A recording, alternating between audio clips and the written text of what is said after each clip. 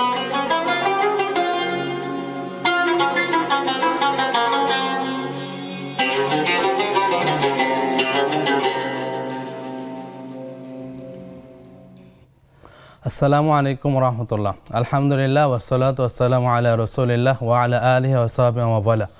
1447 হিজরির 13ই রজব রোজ শনিবার পরন্ত বিকেলে সবাইকে স্বাগত জানাচ্ছি আপনাদের প্রিয় চ্যানেল নেক্সাস টেলিভিশনের নিয়মিত আয়োজন বেকমিস বিস্কিটস নিবেদিত ইসলামী জীবন বিধানে। সঞ্চালনায় আছে আমি ডাক্তার জোবায়ের আল মাহমুদ। আমাদের আজকের এই পর্বে অতিথির আসন অলঙ্কৃত করেছেন বিশিষ্ট ইসলামী চিন্তক ও গবেষক, সম্মানিত খতিব, বায়তুশ শাকুর জামে মসজিদ, শেওড়াপাড়া, ঢাকা, শাইখ প্রফেসর ডক্টর এবিএম হিজবুল্লাহ হাফিজাহুল্লাহ। আসসালামু আলাইকুম। ওয়ালাইকুম আসসালাম ওয়া রাহমাতুল্লাহ। শেখ কেমন আছেন? আলহামদুলিল্লাহ। আলহামদুলিল্লাহ, অনেকদিন পর শেখ আপনাকে আমরা পেলাম। আলহামদুলিল্লাহ, আপনার মোবারক উমরা সফর পরে আপনাকে পেয়েছি, এই জন্য আমরা আনন্দিত। আলহামদুলিল্লাহ। প্রিয় দর্শক, আপনারাও সংযুক্ত হতে পারেন আমাদের সাথে স্ক্রিনে প্রদর্শিত নম্বরটিতে ফোন কলের মাধ্যমে। পাশাপাশি সংযুক্ত হতে পারেন আমাদের social media Nexus television Islamic Facebook পেজটি লাইক করুন, ফলো করুন, পাশাপাশি সাবস্ক্রাইব করুন আমাদের YouTube channel Nexus television Islamic. প্রিয় দর্শক, আজকে আমাদের আলোচনার বিষয় রবের দিকে ফিরে আসা। আমরা সামগ্রিকভাবে সার্বক্ষণিক আল্লাহ তাআলার বিভিন্ন ক্ষেত্রে অবাধ্যতায় লিপ্ত। আল্লাহ সুবহানাহু ওয়া তাআলা আমাদের যেভাবে গাইডলাইন দিয়েছেন ওই গাইডলাইন আমরা মেনে চলছি না, অথচ আল্লাহ সুবহানাহু ওয়া তাআলা আমাদের বারবার করে আহ্বান করছেন তোমরা ফিরে এসো রবের দিকে। আল্লাহ তাআলা সূরা জারিয়াতে উল্লেখ করছেন ফাফিরু ইলাল্লাহ, তোমরা আল্লাহর দিকে ধাবিত হও। আল্লাহ সুবহানাহু ওয়া তাআলা প্রতি রাতে দুনিয়ার আসমানে এসে মানুষকে আহ্বান করেন, কার কি চাওয়া আছে আমার কাছে চাও, আমি তো পূরণ করব। কে ক্ষমা প্রার্থনা করার আছে আমি তাকে ক্ষমা করে দেব। আসুন না আমরা শাইখের কাছ থেকে এই বিষয়ে আরো বিস্তারিত শুনি। শাইখ, আজকে আলোচনার বিষয় রবের দিকে ফিরে আসা। জি, আলহামদুলিল্লাহ ওয়াসসালাতু ওয়াসসালামু আলা রাসূলিল্লাহ ওয়া আলা আলিহি ওয়া আসহাবিহি ওয়া মাওয়ালা। আসলে প্রথমে যখন আমি শিরোনামটা দেখছি তখন আমি ভাবছিলাম যে রবের দিকে ফিরে আসা দ্বারা কি বোঝানো হয়েছে। একবারে ছোট্ট বিষয় কিন্তু বড় গুরুত্বপূর্ণ বিষয়। রবের দিকে তো আমরা ফিরে আসছি, তারপর আবার ফিরে আসার কথা বলা হচ্ছে, তার মানেটা কি? আসলে এর দ্বারা বোঝানো হয়েছে যে আমাদের এই জীবনে আমরা যতগুলো কাজ করি, যতগুলো আমল করি, সবগুলোই কি সঠিক? এর মধ্যে কি ভুলভ্রান্তি হয় না? জি। আবার আমরা ইচ্ছাকৃতভাবেও তো অনেক সময় নাফরমানি করে যাচ্ছি, শরীয়ত বিরোধী কাজ করে যাচ্ছি, যেটাকে শরীয়তের ভাষায় যামবুন বলা হয়, গুনাহ। শরীয়তের ভাষায় সেটাকে সাইয়্যাহ বলা হয়, এটা অন্যায়। শরীয়তের ভাষায় সেটাকে ইসমুন বলা হয়, বিভিন্ন ভাষা বিভিন্ন শব্দে সেটাকে আপনার প্রকাশ করা হয়। তো এখন এই সকল আমল যেগুলির কথা বললাম, এর দ্বারা কি আমরা রবের নৈকট্য লাভ করতে পারবো? কখনোই না। বরঞ্চ রবের নৈকট্য লাভ করতে হলে আমাকে সেই সকল কাজগুলোই করতে হবে যে সমস্ত কাজ করলে আমি আল্লাহ রাব্বুল আলামিনের নৈকট্য লাভে সক্ষম হব, মুকাররাবিনের অন্তর্ভুক্ত হতে পারবো। তাহলে সে কাজটা কি? শরীয়তের ভাষায় আসলে সেই কাজটার নাম হচ্ছে তাওবা। জি, তওবার একটা মানে আপনার শাব্দিক অর্থ হচ্ছে ফিরে আসা। তাবা ইয়াতুবু ইলাল্লাহ, এটার নামই হচ্ছে আল্লাহর দিকে ফিরে আসা। এই জন্য কোরআনে কারীমের মধ্যে আল্লাহ পাক কথা বলেছেন, ওয়াতুবু ইলাল্লাহি ওয়াতুবু ইলাল্লাহি জামিআন আইয়ুহাল মুমিনুন লাআল্লাকুম তুফলিহুন। হ্যাঁ, হে সকল ঈমানদারেরা, তোমরা আল্লাহর দিকে ফিরে এসো, আল্লাহর দিকে, আল্লাহর কাছে তওবা করো। আশা করা যায় এর দ্বারা তোমরা সফলতা অর্জন করতে পারবে। ঠিক এমনিভাবে দেখুন, হাদিসের মধ্যেও একটা বড় চমৎকার হাদিস আমরা জানি। সেখানে নবীজি সাল্লাল্লাহু আলাইহি ওয়াসাল্লাম আমাদেরকে তওবার প্রতি আগ্রহী করে তোলার জন্য বলেছেন যে দেখো, কুল্লু বনি আদম খাত্তাউন ওয়া খায়রুল খাত্তাইন আত-তাওয়াবুন। হ্যাঁ, দেখো, বনি আদম সবাই কিন্তু আপনার অন্যায় করে, সবাই কিন্তু ভুল করে। তবে এই ভুল থেকে যদি কেউ ফিরে আসে তাহলে সেই হচ্ছে সর্বোত্তম ব্যক্তি। খায়র বলছে। এবং তারা কারা? তারা হচ্ছে তাওয়াবুন, যারা বেশি বেশি বেশি বেশি তওবা করে, সব সময় তওবার মধ্যে আপনার কি থাকে? লিপ্ত থাকে। আর এই তওবার কথা কিন্তু দেখুন বিভিন্ন সূরায় বারবার এসেছে। যেমন তওবা কিন্তু শুধু আমি বললাম আস্তাগফিরুল্লাহ আস্তাগফিরুল্লাহ, আবার ওদিকে আমি গুনাহ করতে থাকলাম, এটার নাম কিন্তু সঠিক তওবা নয়। তওবা হচ্ছে সেই তওবা যে তওবা করার পর নিজের অন্তরের মধ্যে কালিমা যেটা আছে, যে কলুষতা আছে, সেটা ধুয়ে মুছে সাফ হয়ে যাবে এবং সেখানে ঈমানের নূর আপনার চমকাতে থাকবে। আর এই তওবার নামটাকে আল্লাহ পাক নিজেই নামকরণ করেছেন তাওবাতুন নাসুহা। জি, সূরাতুত তাহরিমে আল্লাহ রাব্বুল আলামিন তার ঈমানদার বান্দাদেরকে ডেকে বলছেন, ইয়া আইয়ুহাল্লাযীনা আমানু, হে ওই সকল ব্যক্তিরা যারা তোমরা ঈমান এনেছো, যারা ঈমান এনেছো, তোমরা তুবু ইলাল্লাহি তাওবাতান নাসুহা, তোমরা আল্লাহর কাছে এমন তওবা করো যে তওবাটা হচ্ছে নাসুহা। নাসুহ তওবা মানে কি? এমন তওবা যার পরে আমি আর কোনো গুনাহ করব না, গুনার চেষ্টা করব না। তারপরে যদি হয়ে যায় ভয় নেই, আল্লাহ রাব্বুল আলামিন সে তওবা মাধ্যমে সেটাও মাফ করে দিতে পারেন। তো এই তওবার আমি এটা পাবো কি, এর নাম কি, রেজাল্ট এবং ফলাফল কি হবে? আল্লাহ রাব্বুল আলামিন ওই আয়াতে বলে দিচ্ছেন, আসা রাব্বুকুম আন ইউকাফিরা আনকুম সাইয়্যাতিকুম। দেখো, এর দ্বারা আল্লাহ পাক আশা করা যায় যে তোমাদের রব তোমাদের অন্যায়গুলোকে ক্ষমা করে দেবেন। আসা রাব্বুকুম আন ইউকাফিরা, কাফারা শুনবেন ইনশাআল্লাহ। একজন দর্শকের প্রশ্ন দিচ্ছি। জি, আসসালামু আলাইকুম। ওয়ালাইকুম আসসালাম ওয়া রাহমাতুল্লাহি ওয়া বারাকাতুহু। জি বোন, প্রশ্নটি করুন। ভালো আছেন? জি আলহামদুলিল্লাহ ভালো আছি, আপনাদের কি অবস্থা? হ্যাঁ, আলহামদুলিল্লাহ। হুজুর, আমার দুইটি প্রশ্ন। জি। সকাল সন্ধ্যা সুবহানাল্লাহ 100 বার, আলহামদুলিল্লাহ 100 বার, আল্লাহু আকবার 100 বার, এগুলো কি সকাল সন্ধ্যা 100 বারই পড়বো, না তার থেকে কম বা বেশি পড়তে পারবো? জি। আর দ্বিতীয় নাম্বার, সকাল সন্ধ্যা দরুদ ইব্রাহিম 10 বারের কথা আছে, সহিহ হাদিসে কি 10 বারের কথাই বলা আছে, না এর থেকে কম বেশি পড়তে পারবো? এই দুটাই প্রশ্ন হুজুর। আচ্ছা বোন, আমরা বিষয়গুলো শেখের কাছ থেকে জানবো ইনশাআল্লাহ, আমাদের সাথেই থাকুন। যে শেখ তাওবা নাসুহা সম্পর্কে আলোচনা করছি। আল্লাহ পাক ইরশাদ করছেন, দেখো, আসা রাব্বুকুম আন ইউকাফিরা আনকুম সাইয়্যাতিকুম, আশা করা যায় যে তোমাদের রব তোমাদের থেকে সেই সাইয়্যাতগুলোকে কি মুছে দেবে। কাফারা ইউকফিরু বা তাকফিরু মানে মুছে দেয়। সাইয়্যাতকুম, তারপরে কি করবেন? এটা যখন আমাদেরকে মাফ করে দিলেন, আমরা কি হয়ে গেলাম, আমরা কি যেন বলে গুনাহমুক্ত হয়ে গেলাম। তাহলে পরবর্তী আমাদের ধাপ কি? জান্নাত। এই জন্য আল্লাহ পাক নিজেই বলতেছেন, ওয়ায়ুদখিলুকুম জান্নাতিন তাজরি মিন তাহতিহাল আনহার, এরপরে তোমাদেরকে পরিষ্কার পরিচ্ছন্ন করে তোমাদেরকে জান্নাতে আল্লাহ পাক নিয়ে যাবেন। এর দ্বারা কিন্তু একটা জিনিস বোঝা যায় যে আমরা জান্নাতের প্রত্যাশী, কিন্তু গুনাহ নিয়ে জান্নাতে যাওয়া যাবে না। গুনাহ মুক্ত হয়ে কিন্তু জান্নাতে যেতে হবে। এই জন্য যদি আমাদের গুনাহ এমন হয়ে যায় যে গুনাহের কারণে আমাকে জাহান্নামে যেতে হবে, তাহলে তো বিপদ। এবং এটাই স্বাভাবিক যে আমাকে জাহান্নামে যদি যাওয়াই লাগে, আল্লাহ মাফ করুক, আমরা চাই না, তাহলে সেখানে আমার গুনাহ পরিমাণ আমাকে শাস্তি ভোগ করে তারপরে আল্লাহ পাক পরিচ্ছন্ন করে আমাদেরকে নাহরুল হায়াত একটা আছে, সে নাহরুল হায়াতে গোসল করিয়ে আমাদেরকে পবিত্র করে তারপর আমাদেরকে জান্নাতে পাঠিয়ে দেবেন। তো এখান থেকে আমরা বলতে পারি এই কথা যে, প্রিয় ভাই বোনেরা, যে আসুন, গুনাহ তো হয়েই যায়, কিন্তু আমরা গুনাহের পাশাপাশি প্রত্যেকদিন ইস্তিগফার করি। এই জন্যে আমাদের শায়েখরা বলেন যে, দেখো, তুমি সকাল সন্ধ্যা ইস্তিগফারের আমল করো, বেশি না কমপক্ষে অন্তত সকালে 100 বার করো, বিকালে 100 বার করো। বিকাল সন্ধ্যার পরে আপনার আসরের পর থেকে নিয়ে রাত পর্যন্ত আপনার সময় পাওয়া যায়। আর এমনিতেই যদি তুমি চলতে ফিরতে হাঁটতে বসতে যদি ইস্তিগফার করতে থাকো, তাহলে তো নূর আলা নূর। দেখুন, এমন কোনো প্রাণী নেই যে রাস্তায় যখন আমরা বের হই তখন আমার গুনাহ হচ্ছে না, নিজের অজান্তে গুনাহ হয়ে যাচ্ছে। কারণ চোখকে তো আর আমরা বাধা দিয়ে রাখতে পারবো না। চোখ তো আমার কি যেন অনেকগুলো এরিয়া নিয়ে সে তো বিচরণ করতেছে, এর ভিতরে কত জিনিস আমরা দেখে ফেলতেছি। অনেকগুলো দেখে নিজের মনের অজান্তেই অনেক ধরনের কল্পনা এসে যায় যেগুলি সুখকর নয়। অতএব এই যে আমরা এই যে অন্যায়ের মধ্যে আমরা ডুবে যাচ্ছি বা অন্যায়ের দিকে ধাবিত হচ্ছি, এ থেকে বাঁচার উপায় কি? এ থেকে বাঁচার উপায় হচ্ছে সাথে সাথে চোখটা কি করো, নিচু করে অবনমিত করা। এবং চোখ বন্ধ করে তো আর হাঁটতে পারবো না, তো আমরা অন্যদিকে তাকিয়ে নিজেকে হেফাজত করার চেষ্টা করব। আর সাথে সাথে আমি বলবো, আস্তাগফিরুল্লাহ আস্তাগফিরুল্লাহ, আল্লাহ ভুল হয়ে গেছে, আমার নিজের অজান্তে করে ফেলছে। এটা তো অজান্তে ভুল করার কথা বললাম। আর যদি আমি নিজে জেনে শুনে আমি যদি গুনাহ করি, তাহলে কি হবে? তাহলেও আল্লাহ পাক বলছেন, ভয়ের কোনো কারণ নেই। তুমি জেনে শুনে যদি করো, আর তারপরেও যদি তুমি নিজে লজ্জিত হও, নিজেকে অপমানিত বোধ করো যে না, আমি অন্যায় করেছি, আর সেই মানে অনুভূতি নিয়ে তুমি যদি আল্লাহর কাছে ধর্ণা দাও, তাহলে অবশ্যই আল্লাহ তোমাকে মাফ করে দেবেন। দেখেন আল্লাহ আমাদেরকে মাফ করার জন্য সবসময় বসে আছেন, জি বসে মানে সবসময় অপেক্ষা করতেছেন, রাত হোক দিন হোক। দিনের বেলা তো আমাদের আমলের মাধ্যমে করি, আর রাতের বেলা স্বয়ং রব আমাদেরকে ডেকে ডেকে জিজ্ঞেস করছেন, আল্লাহ আমি মুস্তাগফিরিন ফাগফির আল্লাহ, কে আছো আমার কাছে ক্ষমা প্রার্থী, আমি তোমাকে ক্ষমা করার জন্য প্রস্তুত, তুমি ক্ষমা চাও আমি তোমাকে ক্ষমা করে দেবো। কিন্তু আমরা তো সেই সময় ঘুমে বিভোর, এটাই হলো আমাদের দুঃখ, সময়টাকে আমরা মূল্যায়ন করি না। আমরা মূল্যায়ন করি না।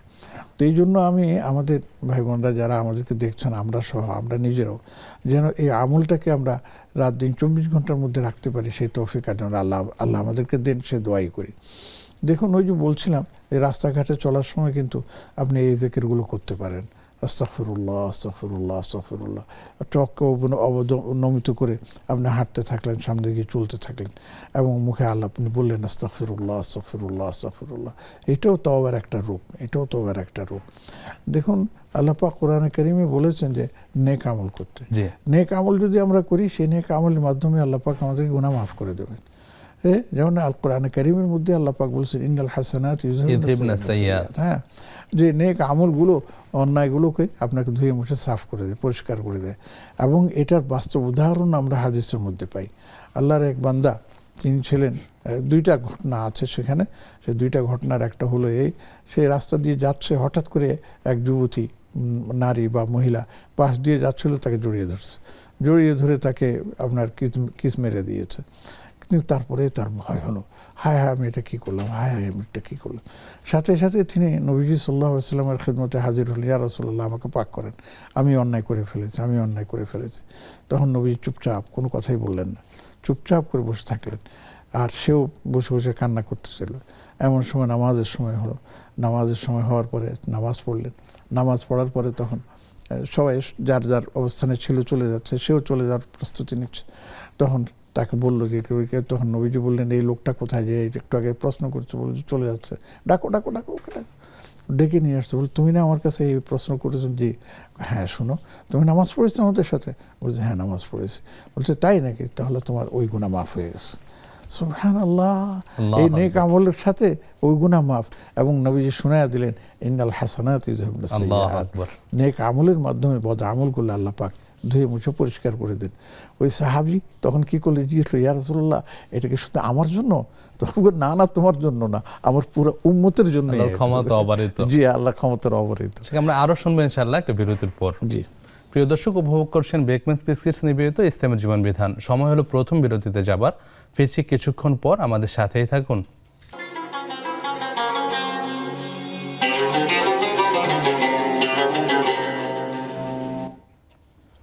আসসালামু আলাইকুম রহমতুল্লাহ। প্রিয় দর্শক, বিরতির পর আবারও স্বাগত জানাচ্ছি আপনাদের প্রিয় অনুষ্ঠান বেকমেন্স বিস্কিটস নিবেদিত ইসলামের জীবন বিধানে। আমাদের সাথে আজকের পর্বে অতিথি হিসেবে আছেন প্রফেসর ডক্টর হাফেজ এবিএম হিজবুল্লাহ হাফিজাহুল্লাহ। শেখ, বিরতির পর আবারও স্বাগত জানাচ্ছি। আমরা প্রশ্ন তুলে যাচ্ছি। আমাদের বোনের প্রথম প্রশ্ন ছিল যে সকাল সন্ধ্যা জিকিরের মধ্যে সুবহানাল্লাহ, আলহামদুলিল্লাহ, আল্লাহু আকবার, ওইগুলো 100 বারই পড়তে হবে নাকি আর বেশিবার পড়া যাবে? আসলে এই যে সংখ্যাটা বলা হয়েছে সকাল সন্ধ্যার, এটা হচ্ছে আমাদেরকে একটা আমলের প্রতি আগ্রহী তোলার জন্য, এবং এটা যেন এই সংখ্যায় আমরা যেন এটা অভ্যাসে পরিণত করতে পারি সেজন্য। আর না তো এটার কোনো সংখ্যা নেই, আপনি শুধু 100 বার কেন, আপনি 1000 বার পড়েন, কোনো আপত্তি নেই। কিন্তু এই সমস্ত দোয়াগুলো, এগুলির অত্যন্ত মূল্য আছে। জি, সেই জন্য আমাদের রাসূলুল্লাহ সাল্লাল্লাহু আলাইহি ওয়াসাল্লাম নিজেও এই ধরনের আমল করতেন, আমাদেরকেও সেই ধরনের আমলগুলো করার জন্য বলেছেন। অতএব যিনি প্রশ্নকর্তা, যিনি করেছেন আমাদেরকে প্রশ্ন, তারা এবং যারা আমাদের দেখছেন সবাইকে আমি বলবো যে সবসময় আপনি এই ঠোঁটটাকে এই জিকিরের মধ্যে ভিজিয়ে রাখেন। রোতাবুল লিসান বলা হয়, জিহ্বাকে আপনি ভিজিয়ে রাখুন। তাহলে দেখা যাচ্ছে যে শুধু এই নির্ধারিত সময়, মানে সংখ্যাটা হাদিস অনুযায়ী যেহেতু এসেছে, আপনি একটু আমল করেন, এর বাইরেও যদি আপনি আমল করতে পারেন কোনো অসুবিধা নেই, আপনি করতে পারবেন ইনশাআল্লাহ। জাযাকাল্লাহ খাইরান শেখ। পরের প্রশ্নে যাবো, একটা প্রশ্ন নিচ্ছে দর্শকদের। আসসালামু আলাইকুম রাহমাতুল্লাহ। ওয়ালাইকুম সালাম। জি ভাই বলুন। জি আমার দুটি প্রশ্ন। জি ভাই বলুন। আমার এই যোহরের নামাজ, আসরের নামাজ, মাগরিবের নামাজ প্রথম 2 রাকাত আলহামদুলিল্লাহর সাথে অন্য সূরা মিলাইতে হয়, পরের 2 রাকাতে কি আলহামদুলিল্লাহর সাথে অন্য সূরা মিলাইতে হবে? জি, শেষ 2 রাকাতে প্রয়োজন হবে না, আমরা শাগের কাছ থেকে জানবো বিস্তারিত। জি আর হুজুর আরেকটি প্রশ্ন আছে। জি জি বলুন প্লিজ। আমার পায়ের সমস্যা, পা কেটে গেছে, প্রায় একদিন হয়েছে, এখন আমি উজু করতে পারি না। জি কি ভালো টাইমন করতে হবে কি দিয়ে একটু বলবেন? আচ্ছা ভাই, দুটো বিষয় আমরা জানবো ইনশাল্লাহ, আমাদের সাথেই থাকুন। আমাদের সাথে আরেকজন দর্শক সংযুক্ত হয়েছেন। আসসালামু আলাইকুম। ওয়ালাইকুম আসসালাম ওয়া রাহমাতুল্লাহ। জি বোন বলুন। হুজুর, আমার হচ্ছে দুইটা কোশ্চেন। জি যে কোশ্চেনটা হচ্ছে যে আমার এক বোন, মানে নিকট আত্মীয়, জি সে অভাবগ্রস্ত, তার স্বামী প্যারালাইজড, তো ছেলে মেয়েরা যা দেয় তাই দিয়ে আর কি দিন চলে যায়। জি তো আমার ওই বোন আর কি অসুস্থ, অপারেশন করতে হবে, তো আমার কাছে কিছু সাহায্য চাইছে। জি আমার কোশ্চেন হচ্ছে যে আমি অল্প কিছু সাহায্য না করে আমি যদি আমার জাকাতের টাকাটা হিসাব করে তাকে দেই, জি তাহলে আমি সেটা দিতে পারবো কিনা। আর আরেকটা কোশ্চেন, জি, যে জি রমজান বোন। মাস তো জাকাত দেই, তো আমি যদি সেই জাকাতটা এখন দেই তাহলে হবে কিনা। আচ্ছা বোন, আমাদের সাথে থাকুন, আমরা শেখের কাছ থেকে জানবো ইনশাল্লাহ। অসংখ্য ধন্যবাদ আপনাদের। যে শেখ, পরের প্রশ্ন যাচ্ছে। আমাদের বোনের দ্বিতীয় প্রশ্ন ছিল সকাল সন্ধ্যে যে দরুদ পড়ার ব্যাপারটা আছে, 10 বার পড়ার ব্যাপারে হাদিসে এসেছে, এটা কি 10-এ সীমাবদ্ধ না বেশি পড়া যায়? অন্তত 10 বার বলার কথা আছে, 10 জি, বারে জি। সীমাবদ্ধ না, বরঞ্চ আপনি এর চাইতে বেশি পড়েন, আপনি লাভবান হবেন ইনশাআল্লাহ, ইনশাআল্লাহ। কোনো সমস্যা নেই। জি, জাযাকাল্লাহ খাইরান শেখ। পরের প্রশ্ন অনলাইনে আমাদের বোন ফারহানা ইসলাম জানতে চেয়েছেন যে মাছ মাংস কাটার সময় অনেক সময় ওই পানিটা জামায় এসে লাগে, ওই জামা দিয়ে নামাজ আদায় করা যাবে? ওই যেহেতু মাছ মাংসের কি যেন পানি, এগুলি নাপাক হয় না, এগুলি হয় কিন্তু ময়লা হয়ে যায়, দুর্গন্ধ আসে। এই জন্য চেষ্টা করতে হবে যেন সেই পানির সেটা আপনার যেন আপনার গায়ে না লাগে আর কি। তবে যদি একান্ত লেগে দেয় আর যদি পোশাক পরিবর্তনের কোনো সুযোগ না থাকে, তাহলে নামাজ হয়ে যাবে ইনশাআল্লাহ। ইনশাআল্লাহ। আশা করি এটা একটা রুচিবোধের হ্যাঁ, বিষয়। সেটাও একটা প্রশ্ন। জি শেখ, পরের প্রশ্ন আমাদের ভাই প্রশ্ন করলেন যে আপনার জোহর, আসর ও মাগরিবের সালাতের ক্ষেত্রে প্রথম 2 রাকাতে সূরা ফাতিহার সাথে অন্য একটা সূরা মিলাতে হয়, শেষ রাকাতগুলো থেকে মিলাতে হবে বা মিলালে কোনো অসুবিধা আছে কিনা? আসলে যেটা ইবাদতের ক্ষেত্রে আমাদেরকে সেভাবেই করতে হবে যেভাবে আমাদের নবীজি সাল্লাল্লাহু আলাইহি ওয়াসাল্লাম আমরা পেয়েছি। জি সেখানে আমার ইজতিহাদ চলবে না। তো আমরা সেখানে দেখতে পাই যে হাদিসের মধ্যে নবীজি সাল্লাল্লাহু আলাইহি ওয়াসাল্লামের জীবনে নামাজের মধ্যে যেগুলো 2 রাকাতের নামাজ, সেখানে তো 2 রাকাত, মানে এক কথায় আমি বলি যে 2 রাকাতে আপনার সূরা ফাতিহা এবং সূরা মিলাতে হবে, এই ব্যাপারে কারো কোনো দ্বিমত নেই। জি এখন 3 রাকাত যে নামাজ আসছে, সেখানে 3 রাকাতে যেমন নাকি মাগরিবের নামাজ, সেখানে কি হবে? সেখানে বলছে শেষ রাকাতে আপনি সূরা ফাতিহা পড়লে যথেষ্ট, সেখানে নতুন করে সূরা মেলাবার প্রয়োজন নেই। জি ঠিক তেমনিভাবে আপনার জোহর, আসর এবং আয়েশা, সেখানেও শেষ 2 রাকাতে সূরা ফাতিহা শুধু পড়লেই হবে, আপনার অন্য কোনো সূরা মেলাতে হবে না। জি, জাযাকাল্লাহ খাইরান শেখ। পরের প্রশ্ন ছিল ওনার অসুস্থ পায়ে ব্যান্ডেজ করা আছে, এক্ষেত্রে উনি কি তায়াম্মুম করতে পারবেন কিনা, পানি ব্যবহারে যদি কোনো অসুবিধা হয়ে থাকে? আমি শুধু বলি যে ওনার সম্ভবত একটা পাই শুধু আপনার এই জি, জি। মানে ইয়ে হয়েছে, অ্যাক্সিডেন্টালি কেটে গেছে, সেটা ব্যান্ডেজ করা আছে। তো এই ক্ষেত্রে তিনি কি করবেন যে অন্যান্য অঙ্গগুলো স্বাভাবিক নিয়মে তিনি উজু করবেন, স্বাভাবিক নিয়মে। তো এই জায়গায় যখন আপনি, যেহেতু এটা ব্যান্ডেজ, এটা তো আর খুলে আপনার ধোয়া যাবে না বা ই করা যাবে না, ওই ব্যান্ডেজের যতটুকু আছে এই দোনো সাইড দিয়ে যদি পুরাটা থাকে, ওই ইয়ে থাকে, তাহলে সেখানে উনি ভিজা হাত ভিজিয়ে নেবেন, নিয়ে হাতটাকে ভিজিয়ে নিয়ে ওই হাতটা ওই আপনার পুরা ওই ব্যান্ডেজের উপর দিয়ে মুছে দেবেন, এটাই যথেষ্ট। আপনার তাইমুমের এখানে প্রয়োজন নেই, এবং এখানে তাইমুম করলে হবেও না। জাযাকাল্লাহ খাইরান শেখ। পরের প্রশ্ন ছিল আমাদের বোনের 2টি প্রশ্ন। ওনার নিকটাত্মীয় অপারেশনের জন্য অনেক টাকার প্রয়োজন, তো তাকে কি যাকাতের টাকা দেওয়া যাবে কিনা? বরঞ্চ আমি বললো নিকটাত্মীয় কিন্তু হকদার বেশি। জি একে তো হচ্ছে জাকাত যোগ্য হতে হবে, 2 নম্বর হচ্ছে কি যিনি বলে উনি আত্মীয়, তাহলে 2টা স্বভাবের ভাগে হবেন উনি। একটা হচ্ছে সাহায্যের জন্য, আরেকটা হচ্ছে আত্মীয়তার হক আদায় করার জন্য। এবং তিনি, আমি তো অনেক সময় বলি, আলেমরাই বলেন যে আপনি যে সমস্ত জাকাত দেন বা আপনি ফিতরা দেন বা আপনি দান সাদাকা করেন, সেখানে আপনি সবসময় আপনার আত্মীয়দেরকে আপনি প্রাধান্য দেবেন, নিকট আত্মীয়দেরকে আপনি প্রাধান্য দেবেন, তাদেরকে আপনি প্রাধান্য দিবেন। এরপরে আপনি আশেপাশে পাড়া প্রতিবেশী যদি থাকে তাদেরকেও আপনি দিতে পারবেন। তা আমাদের যেমন প্রশ্ন করেছেন এবং যিনি বলেছেন, আমি তো বলবো যে আপনাকে অবশ্যই আমি উৎসাহিত করতেছি যে আপনি আপনার এই আত্মীয়ের কি জানি এর নাম কি অপারেশনের খরচ যদি আপনি যাকাতের টাকা দিয়েও করাতে পারেন, এটা বেটার হবে এবং এটা আপনার জন্য অনেক সওয়াবের কাজ হবে ইনশাআল্লাহ। ইনশাআল্লাহ। বারাকাল্লাহ ফিক শেখ। আমরা পরের প্রশ্নে যাব। জি। দর্শকের প্রশ্ন নিচ্ছি। জি। আসসালামু আলাইকুম রহমতুল্লাহ। ওয়ালাইকুম আসসালাম রহমতুল্লাহ। জি ভাই বলুন।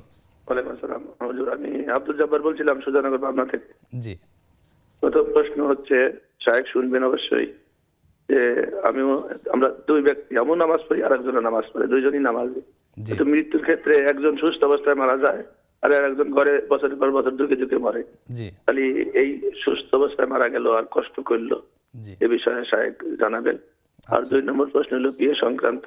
জি ছেলে মেয়ে আমরা তো চেষ্টা করি, ছেলে ঘরে থাকলে মেয়ে ঘরে থাকলে ওরা সবাই বিয়ে চেষ্টা করতে করতে বয়সটা ডেট এক্সপায়ার বা 35-36 বছর মেয়ের বয়স যদি হয়ে যায়, জি। একটু বিয়ে দেওয়ার সমস্যা। আমরা তো আল্লাহ করে সবর্দ করে বসে থাকি, থাকতে থাকতে দেখা যায় যে তাদের বেলায় এই সমস্যাটা, ছেলের বিয়ে হচ্ছে না, মেয়ের বিয়ে হচ্ছে না, জি কেন বা হচ্ছে না, আমরা তো আল্লাহ করে সবর্দ করে তাওয়াক্কাল করে থাকি।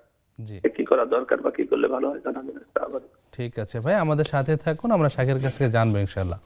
আমাদের সাথে আরেকজন দর্শক সংযুক্ত হয়েছেন। আসসালামু আলাইকুম। জি ওয়ালাইকুম আসসালাম। আসসালামু আলাইকুম। ওয়ালাইকুম আসসালাম রহমতুল্লাহ। জি বোন বলুন। জি হ্যাঁ, আমার প্রশ্ন হচ্ছে, একটা টেলিভিশনের চ্যানেলে জি। কোরআন তেলাওয়াত হয়, হ্যাঁ, জি তো ওইটা আমার রুমে সারাদিনই ছাড়া থাকে। আচ্ছা তো আমিও মানে আরেক ঘরে কোরআন তেলাওয়াত করি।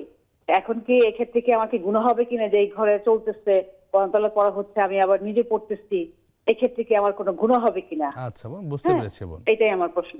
জি অসংখ্য আসসালামু ধন্যবাদ বোন আপনাকে, ধন্যবাদ। জি শেখ, আমরা পরের প্রশ্ন যাচ্ছি। আমাদের বেশ অনেকগুলি প্রশ্ন জমা হলো। জি জি ওই বোনের প্রশ্ন ছিল যে উনি নর্মালি রমাদানে জাকাতটা দিয়ে থাকেন, এই অসুস্থতার কারণে নিকটাত্মীয়কে সাহায্য করতে গিয়ে যদি আগে জাকাত দেন কোনো অসুবিধা আছে কিনা? চমৎকার প্রশ্ন করেছেন। এই জায়গায় আমাদের অনেক ভাই বোন ভুল করেন। রমাদানে সব বেশি পাওয়ার আশা নিয়ে জাকাতযোগ্য মানুষকে বঞ্চিত করেন, জি। সে রমাদান পর্যন্ত অপেক্ষা করেন। অথচ এদিকে আমার যে যে বললেন চিকিৎসার খরচ, অনেকের ছেলে মেয়েদের বিয়ের জন্য আসে, সাহায্যের জন্য, সেটা আছে। বিভিন্ন ধরনের সুবিধা অসুবিধাগুলো যে অনেক থাকে, emergency ইমার্জেন্সি situation আপনার সিচুয়েশন থাকে। তো এইগুলি বলে যে রমজান আসুক, রমজান আসুক, তো এই বেচারারা করবেটাকে বলেন। আমি আপনাদেরকে বলছি মানে সদা অবগতির জন্য, যার যে সময় প্রয়োজন সেই সময় যদি আপনি এই জাকাতটা আদায় করে দেন, তাহলে ইনশাআল্লাহ ইনশাআল্লাহ ইনশাআল্লাহ আল্লাহ পাক রমাদানে যা দিবেন তার চেয়ে তো বেশি সব দেওয়ার অধিকার রাখেন আল্লাহ পাক। ইনশাআল্লাহ, কাজেই ইনশাআল্লাহ। আপনার কেন দেরি করবো? যখন হয়ে গেছে আমার জাকাত দিতেই হবে, তো আমি আগেই দিয়ে ফেলি। যার প্রয়োজন তার প্রয়োজনটা মিটে যাক, এবং এই যে তার প্রয়োজনটা মেটাবার জন্য আমি জাকাত টাকাটা তাকে দিলাম, সে জাকাত যোগ্য, এই জন্য আমার দুটো স্বভাব হলো। একটা হলো তার প্রয়োজনে আমি খরচ করলাম, জি। আরেকটা হলো আমার উপর যে ফরজটা ছিল, ফরজ আমলটা আমি আদায় করে দিলাম। অতএব অবশ্যই ইনশাআল্লাহ আমি বলবো যে আপনি এখনই তার প্রয়োজনে আপনি জাকাত দিতে পারবেন, রমজান পর্যন্ত অপেক্ষা করার প্রয়োজন নেই। জি আল্লাহ সুবহানাহু ওয়া তাআলা আমাদের সঠিকটা বোঝার আমিন, তৌফিক দান করুন। আমিন, জি। শেখ, দর্শক অপেক্ষমান আছেন, প্রশ্ন নিচ্ছি। জি আসসালামু আলাইকুম রহমতুল্লাহ। আসসালামু আলাইকুম। ওয়ালাইকুম আসসালাম রহমতুল্লাহ। জি বোন বলুন। ভালো আছেন? আলহামদুলিল্লাহ, কেমন তিনটা আছেন? প্রশ্ন ছিল। জি আমার প্রথম প্রশ্ন হচ্ছে, আমি তো ইশাকের নামাজ নিয়মিত পড়ি, জি কারণকে আমার একটু হয়ে গেছে, মানে 6:55 দিকে ইশাকের নামাজ পড়ে ফেলছি। এটা কি আমার হয়েছে না গুনাহ হবে? মানে আচ্ছা। 12-13 মিনিট পরে। আচ্ছা আচ্ছা, জি। পরে এরপরের আবার প্রশ্ন। আবার পরে আবার 2-4 রাকাত পড়ছি, কিন্তু এই প্রথম 12 মিনিট পরে যে পড়ে ফেলছি, এই জন্য আমার গুনাহ হবে নাকি সেদিন? জীবন আমরা জানবো ইনশাআল্লাহ। জি জীবন। আর আমার একদিন ফরজ নামাজে 4 রাকাত ফরজ নামাজে আত্তাহিয়াতু পড়ছি নাকি মনে ছিল না আমার। জি এটা আমি নামাজ শেষে পরে সরজদা সাজদা দিয়ে পড়ছি। আচ্ছা হ্যাঁ, এই নামাজটা কি আমার হয়েছে নাকি? আচ্ছা বোন, জি বোন। পরের প্রশ্ন আর বোন। একটা প্রশ্ন হচ্ছে, সূরা মুমিনুন, জি সূরা মুমিনুনের 15 নাম্বার আয়াত, জি এই আয়াতটা যদি কোনো অসুস্থ মানুষের কানে দেওয়া হয়, তাহলে আচ্ছা কি তার সুস্থতা হবে? আচ্ছা বোন, আমরা সবগুলো বিষয় শাইখের কাছ থেকে জানবো, আমাদের সাথেই থাকুন। আমাদের সাথে আরেকজন দর্শক যুক্ত হয়েছেন। আসসালামু আলাইকুম। ওয়ালাইকুম সালাম। প্রশ্নটা হচ্ছে যে জি মেয়েদের ক্ষেত্রে কি? ওয়ালাইকুম আসসালাম। জি বোন বলুন, ভাই বলুন। মেয়েদের কি স্বপ্নদোষ হয় সেটা জানতে চাচ্ছিলাম। আচ্ছা ভাই, আমাদের সাথে থাকুন, আমরা জানাবো ইনশাআল্লাহ। শেখ, আমরা প্রশ্ন উত্তরে ফিরছি। আমাদের ভাইয়ের আব্দুল জব্বার সুজানগর পাবনা থেকে আমাদের নিয়মিত দর্শক, উনি প্রশ্ন করেছেন যে দুজন লোক নিয়মিত নামাজ পড়েন, একজন সুস্থ অবস্থায় মারা যান, আরেকজন অসুস্থ অবস্থায় মারা যান, এর পেছনে হিকমতটা কি? হেকমত তো সবচেয়ে বেশি জানেন, ভালো জানবেন আমার আল্লাহ। জি যিনি অসুস্থতা দেন এবং যিনি সুস্থতা দেন তার হাতে। তবে আমরা এতটুকু বলতে পারি যে আপনি সুস্থতা অবস্থায় কি জানি বলে যখন মারা যান, তার অর্থ এই না আপনি ভালো মানুষ। জি আর যিনি অসুস্থ অবস্থায় মারা গেছেন তিনি অসুস্থ তার মানে তিনি গুনাহগার, এটা বলা যাবে না।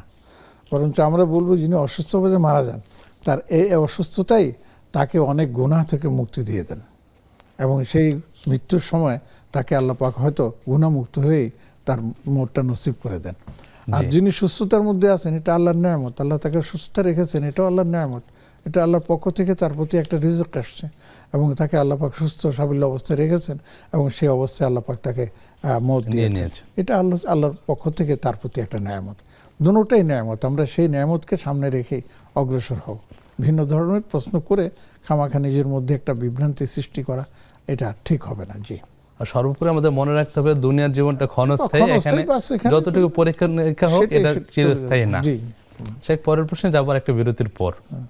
প্রিয় দর্শক, উপভোগ করছেন সরাসরি সম্প্রচারিত অনুষ্ঠান বেকমেস বিস্কিটস নিবেদিত ইসলামী জীবন বিধান। সময় হলো দ্বিতীয় বিরতিতে যাবার, ফিরছি কিছুক্ষণ পর, আমাদের সাথেই থাকুন।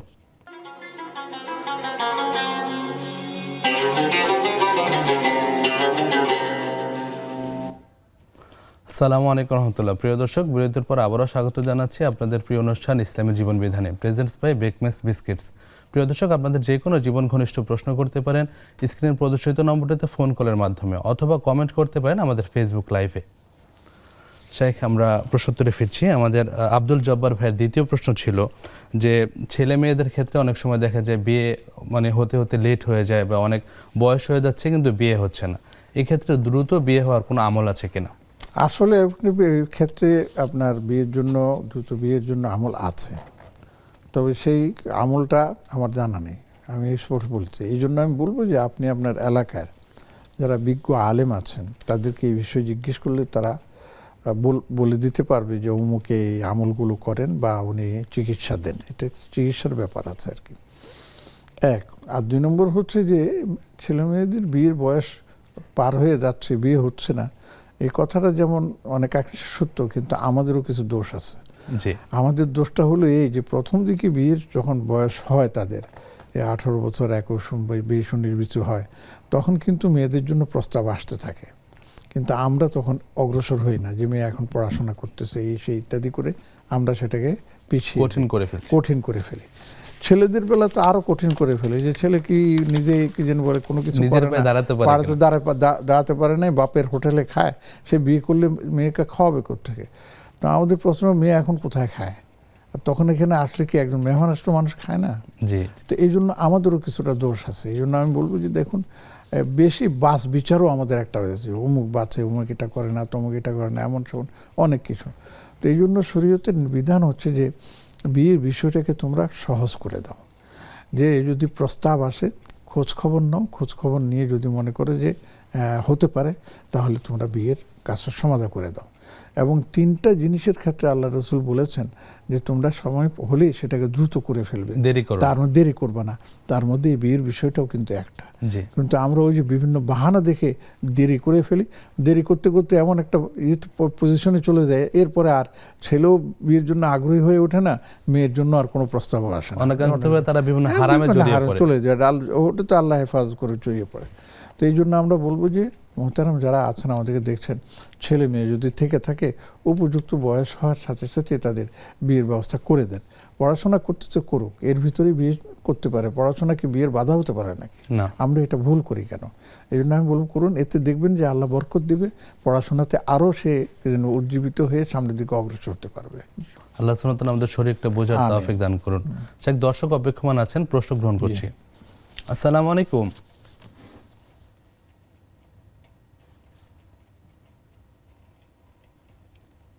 আসসালামু আলাইকুম রহমতুল্লাহ।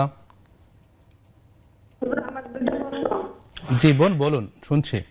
হুজুর, আমি দুরুদ ইব্রাহিমটা একটু বলি, হুজুরকে বলবেন একটু শুনতে, আমার এটা শুদ্ধ হয়েছে না কি অশুদ্ধ এটা একটু দেখবেন। আর একটা দুরুদ ছিল আমি বলবো।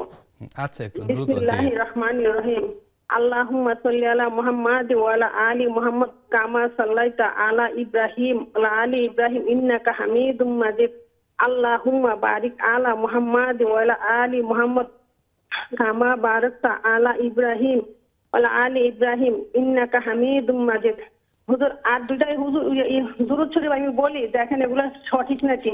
জি জি বলুন, আমাদের সময় সংক্ষেপ। জি জি হুজুর ছোট ছোট আল্লাহুম্মা সাল্লি আলা মুহাম্মাদ ওয়ালা আলি মুহাম্মাদ ওয়ালা আলি আল্লাহুম্মা সাল্লি আলা মুহাম্মাদ ওয়ালা আলিহি ওয়া সাহবিহি ওয়া বারিক ওয়া সাল্লিম।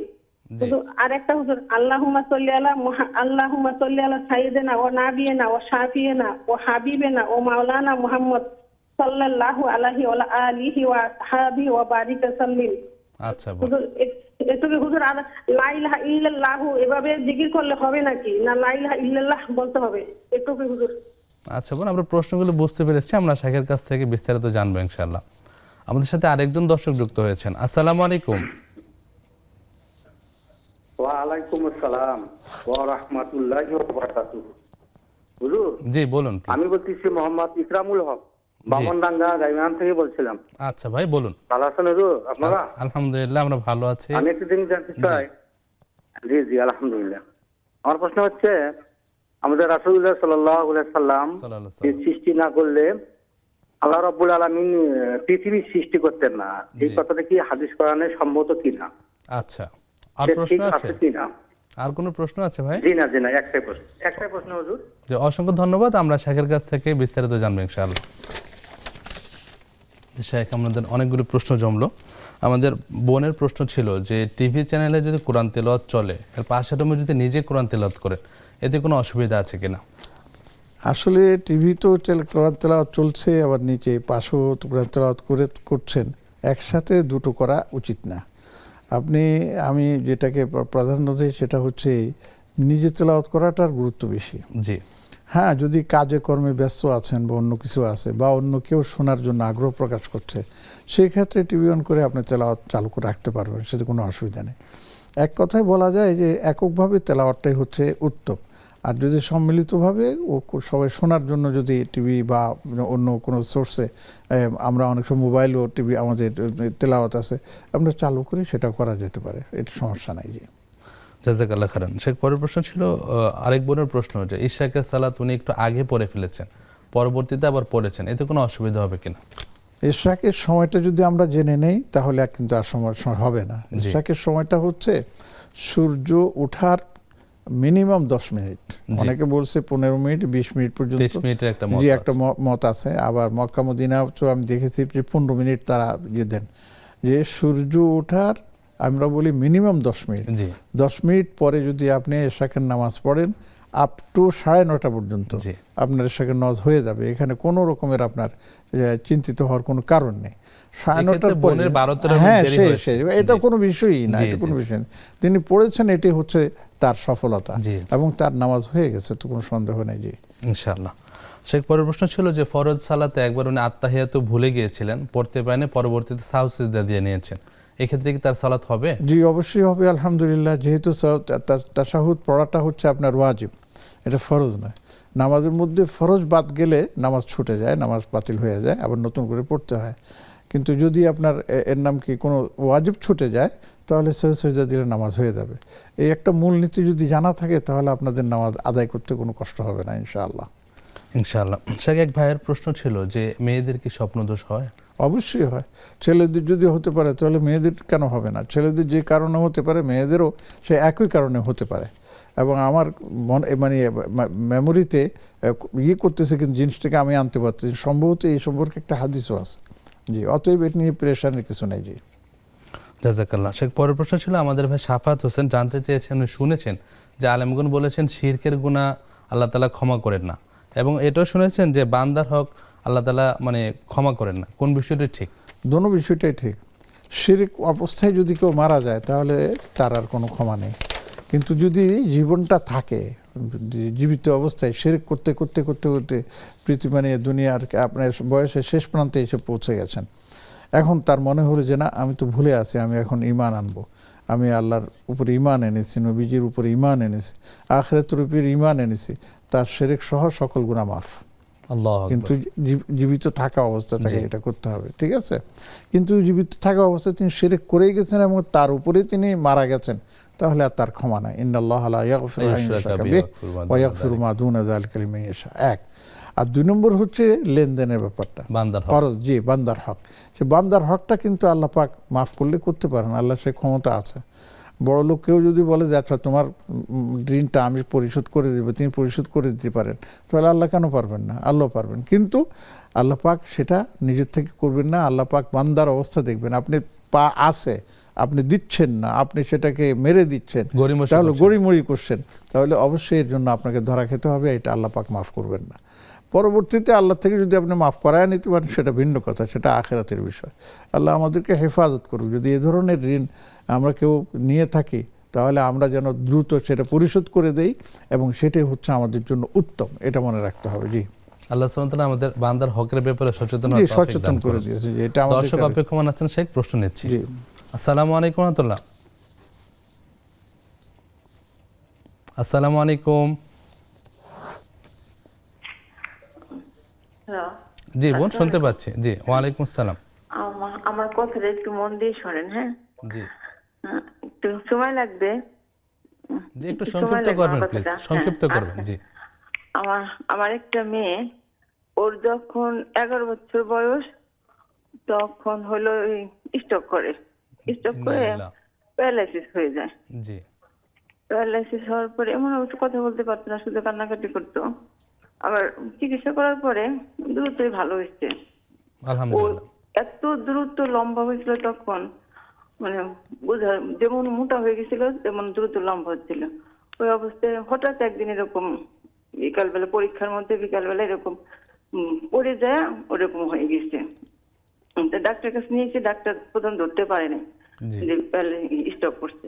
পরে ঢাকা নিউরোসায়েন্সের হসপিটাল নেওয়া যাওয়ার পরে সিটি স্ক্যান করার পরে ওইখানকার ডাক্তার বলতে ওর ব্রেন স্ট্রোক করছে। দ্রুত 15 দিনের মধ্যে থেরাপি দেওয়ার কারণে সুস্থ হয়েছে, মোটামুটি ভালো সুস্থ। জি জি। ওর আগে পড়ালেখা অনেক ভালো ছিল, মানে ক্লাসে ফার্স্ট সেকেন্ড হইতো, অনেক, ওর কখনো পড়ার কথা বলতে হতো না, নামাজ পড়তো, কোরআন পড়তো। কিন্তু আমার মেয়ে এখন একটু পড়তে চায় না, আমার কথা শোনে না। আচ্ছা, অনেক রাগী, সবসময় রাগ করে। জি জীবন, ওর নামাজের কথা শুনতে পারে না, কোরআনের কথা শুনতে পারে না। আমি যে আমার কালাম পড়ে যে আল্লাহর কাছে কান্নাকাটি করি আর পুজে স্কুল পড়ে সূরা বাকারা শেষ দুইয়াত পড়ে। আল্লাহ সুবহানাহু ওয়া তাআলা আপনার মেয়েকে পরিপূর্ণ হিদায়াত দান করুন, এবং এই অবস্থায় করণীয় কি এই সম্পর্কে আমরা শাইখের কাছ থেকে জানবো ইনশাআল্লাহ। আমাদের সাথে থাকুন, বিজ্ঞাপনের পর উত্তরটি পাবেন ইনশাআল্লাহ। প্রিয় দর্শক, উপভোগ করছেন বেকমেন্স বিস্কিটস নিবেদিত ইসলামের জীবন বিধান। সময় হলো সর্বশেষ বিরতিতে যাবার, ফিরছি কিছুক্ষণ পর, আমাদের সাথেই থাকুন।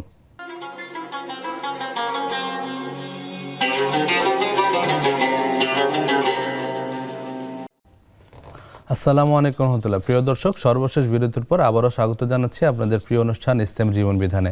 নিবেদন করছে বেকমেন্স বিস্কিটস। আমাদের সাথে আছেন প্রফেসর হাফেজ এবিএম হিজবুল্লাহ হাফিজাহুল্লাহ। শেখ, আমরা প্রশ্নোত্তরে ফিরছি। আমাদের বোন সাইদা মিম, ওনার প্রশ্ন ছিল 39 বছর বয়সে এক মেয়ে, ওনার বিয়ে হচ্ছে না, কিন্তু বিভিন্ন পাত্রের সন্ধান আসে, তারা অনেক ক্ষেত্রে পরহেজগার না, বেনামাজি, তাদের সাথে কি পরিবার গঠন করা যাবে? আসলে এক নম্বর হচ্ছে যে 29 নম্বর বয়স হয়ে গেছে, বয়স তো অনেক বেশি হয়েছে, তো এই ক্ষেত্রে কিছু ছাড় দিতে হবে। কিন্তু ছাড় দেওয়ার অর্থ বেনামাজি অথবা হারামের সাথে লিপ্ত তাদেরকে ঘরে তুলতে হবে এমনটা কি না। জি, ছাড় দিতে হবে হয়তো তার মানে সমপরিমাণ কুফু যেটাকে আমরা বলি, হয়তো সেখান থেকে কিছু আপ ডাউন হয়ে যাবে আর কি। তো এই জন্য আমি আপনাদেরকে পরামর্শ দেব যে যে সমস্ত ইয়েগুলো আসতেছে, প্রস্তাবগুলো আসতেছে, এর মধ্যে মিনিমাম স্ট্যান্ডার্ডও যদি আপনারা মেনটেন করতে পারেন, তাহলে আমার মনে হয় বিয়ের কথাবার্তা নেওয়া যাওয়া উচিত। ইনশাআল্লাহ। শেখ, পরের প্রশ্ন ছিল আমাদের বোন জানতে চেয়েছেন যে অসুস্থকালে সূরা মুমিনুনের 15 নম্বর আয়াত পড়লে রোগ থেকে আরোগ্য লাভ হয়, বিষয়টি কিরূপ? আসলে এটা সুমাইনাকুম বাদা যালিকা লামাইয়াতুন, এটা হচ্ছে আয়াতটা আর কি। তো অসুস্থতা অবস্থায় কোরআনে কারিমে যে কোনো আয়াত দিয়ে, কুফরি আয়াতগুলো আছে সেগুলি না, যে সমস্ত আয়াতগুলো আছে সেগুলো দিয়ে যদি কেউ রুকিয়া করে, তাহলে আল্লাহ পাক তার কালামের বরকতে যে কোনো আয়াত দিয়ে আপনার শেফা দিতে পারেন, সুস্থতা দিতে পারেন। আল্লাহর জন্য এটা কঠিন কিছু নয়। অতএব আপনি আমল করতে চাইলে করতে পারবেন, অসুবিধা নেই। ইনশাআল্লাহ। শেখ, পরের প্রশ্ন অনলাইনে সাফায়াত ভাই জানতে চেয়েছেন যে অনেকে বিশেষ করে পুরুষরা জামাতে সালাত আদায় না করে বাড়িতে একা একা সালাত আদায় করে, তাদের সালাত কি কবুল হয় বা জামাত নিয়মিত ত্যাগ করার ভয়াবহতাটা কি? অবশ্যই জামাত কি জানি বলে আপনার এই নিয়মিত যারা ত্যাগ করে, মানে তারা জামাত বর্জন করে, তাদের এক সময় এমনও হতে পারে সে নামাজই ছেড়ে দেবে। জি, এটা হচ্ছে মারাত্মক আর কি। এই জন্য পুরুষদের জন্য তো অনেক মাসআলা কঠিন, যে পুরুষদেরকে তো বলছে বিনা উযুরে আপনার মসজিদে না যাওয়া, জামাত ত্যাগ করা উচিত না। ইমাম আহমদ ইবনে হাম্বল তো পরিষ্কার বলতেন যে পুরুষদের জন্য জামাতে নামাজ পড়তে হবে, ফরজ, উনি ফরজ বলতেন। শুধু ইমাম আবু হানিফা রাহিমাহুল্লাহ উনি বলতেন সুন্নাতে মুআক্কাদা। এখন যদি কোনো পুরুষ মসজিদে জামাত হচ্ছে আর তিনি বাসায় বসে জামাত আদায় করতেছেন, নামাজ তো হয়ে যাবে কিন্তু এটা তার জন্য অনুচিত হবে। আমি হাদিসের কথা বলি, একটা হাদিস আছে, রাসূলুল্লাহ সাল্লাল্লাহু আলাইহি ওয়াসাল্লাম ইরশাদ করেছেন, যে ব্যক্তি জামাতের পাবন্দি করে, নিয়মিত জামাতে আপনার আসা যাওয়া করে, আপনি তার জন্য ঈমানের সাক্ষ্য দান করবেন। ফাশহাদ লাহুল বিল ঈমান, তার ঈমানের কথা আপনি সাক্ষী দেন, তাহলে তিনি এই এর থেকে বঞ্চিত হচ্ছেন। আমরা আশা করি যে আমাদের পুরুষ ভাইয়েরা যারা আছেন তারা যেখানে যে অবস্থাতে থাকেন, একান্ত যদি ঠেকায় না পড়েন তাহলে ঘরে নামাজ না পড়ে আপনি মসজিদেই পড়বেন। তবে হ্যাঁ, ঘরে সুন্নতগুলো পড়তে পারেন, সুন্নত পড়ার ক্ষেত্রে ছাড় আছে, কিন্তু ফরজ মসজিদেই পড়া উচিত। আর ফরজের পরে যে সুন্নত আছে বাসায় এসে পড়তে পারলে তো ভালো, কিন্তু অনেক সময় দেখা যায় বিভিন্ন কারণে হয় না, এই জন্য সেই সুন্নতগুলো মসজিদে পড়েই বের হওয়া উচিত। জাযাকাল্লাহ খাইরান। শেখ, পরের প্রশ্ন আমাদের এক বোনের কাছ থেকে আমরা বেশ কিছু দরুদ শুনলাম, তো ওনার পাঠ কেমন হয়েছিল বা ঠিক আছে কিনা? আসলে আমি ওনাকে পরামর্শ দিব যে এইভাবে যদি আমাদেরকে শোনান তাহলে আমরা এখান থেকে আপনাকে বিশুদ্ধ করে দিতে পারবো না। জি, হ্যাঁ, এটার জন্য আমি পরামর্শ দেব যে আপনি আপনার এলাকার আশেপাশে আল্লাহর অনেক বান্দি আছে আপনাদেরই বয়সী বা ছোট বড়, আপনারা যারা এটা পড়তে পারে তাদের কাছে একটু শরণাপন্ন হন, তাদেরকে আপনি এই দুরূদগুলো শোনান। তবে আমরা যতটুকু শুনেছি প্রথমটাও ঠিক আছে, দ্বিতীয়টাও ঠিক আছে মোটামুটি, তৃতীয়টার মধ্যে আল্লাহুম্মা সাল্লি আলা মুহাম্মাদ সাইয়্যিদিনা শাফিঈনা অনেক কিছু আপনি বাড়িয়েছেন, এটা অনেকে আবেগের বসে বাড়ায়, এটাও দুরূদ শরীফ হয়ে যাবে। তবে পরিশুদ্ধ এবং শুদ্ধতার ক্ষেত্রে আর একটু বোধহয় হলে ভালো হতো। তো এই জন্য আমি বলবো যে কোনো ভালো আপনার আপারা যদি আছেন আশেপাশে যারা একটু বলেন, তাদেরকে শোনালে জিনিসটা আরও সুন্দর হবে ইনশাআল্লাহ। ইনশাআল্লাহ। ভাই ইসরাফিল গাইবান্ধা থেকে প্রশ্ন করেছেন, উনি শুনেছেন যে নবীজিকে সৃষ্টি না করলে আল্লাহ তাআলা কোনো কিছু সৃষ্টি করতেন না, বিষয়টি ঠিক আছে কিনা? আসলে এই ব্যাপারে একটা হাদিসের কথা বলা হয় আর কি, সেটাকে হাদিসে কুদসি বলা হয়, লাউলা কামা খালাকতুল আফলাক, আপনি না হলে আমি এই জমিন আসমানকে সৃষ্টি করতাম না, এটা বলা হয়। আসলে এই হাদিসটি সম্পর্কে বিভিন্ন ধরনের মতামত পাওয়া যায়।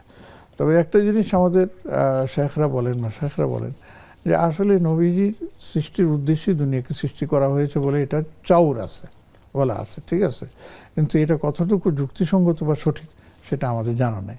অতএব এই ধরনের কথা থেকে বিরত থাকাই উচিত। জাযাকাল্লাহ। শেখ, পরের প্রশ্ন আমাদের এক বোন তার মেয়ের বর্ণনা দিলেন, অসুস্থ ছিলেন, পরবর্তীতে আল্লাহ তাআলা সুস্থতা দান করেছেন, বর্তমানে তিনি পড়াশোনায় অমনোযোগী, নিয়মিত নামাজ পড়তে চান না বা মা বাবার কথা শোনেন না, এক্ষেত্রে রেমেডিটা কি হতে পারে? অনেক কিছু এর মধ্যে আসছে। একটা হচ্ছে যে 2বার স্ট্রোক করছে ছোটবেলা, একবার বড় গুণে, এই স্ট্রোকের কারণে তার মানসিক একটা সমস্যা হওয়ার সম্ভাবনা থেকে যায়, এক। জি। 2 নম্বর হচ্ছে যে এটাই সবচেয়ে বেশি কারণ। 2 নম্বর হচ্ছে আমাদের দেশে একটা প্রচলন আছে আলগা দোষ, অন্য কিছুর আসর তার মধ্যে আছে কিনা, এটা একটু পরীক্ষা নিরীক্ষা করে দেখা যেতে পারে। আর 3 নম্বর হচ্ছে উনি যে আমলগুলো করছেন সে আমলগুলো নিয়মিত করে যাওয়া। আরেকটা জিনিস আমার মাথায় ঘুরতেছে যে এই মেয়েটাকে আদর করতে করতে বা যেহেতু স্ট্রোক করছে তার হাতে মোবাইল কতক্ষণ থাকে। এই মোবাইল যদি তার হাতে ধরে দিয়ে থাকেন তাহলে এ ধরনের হওয়াটাই স্বাভাবিক, কারণ এই মোবাইলটা এমন একটা যন্ত্র যেটা আপনার কাজে লাগতেছে বটে, কিন্তু আমরা এটাকে অকাজে ব্যবহার করে আমার নিজের জীবনকেও ধ্বংস করে দিচ্ছি।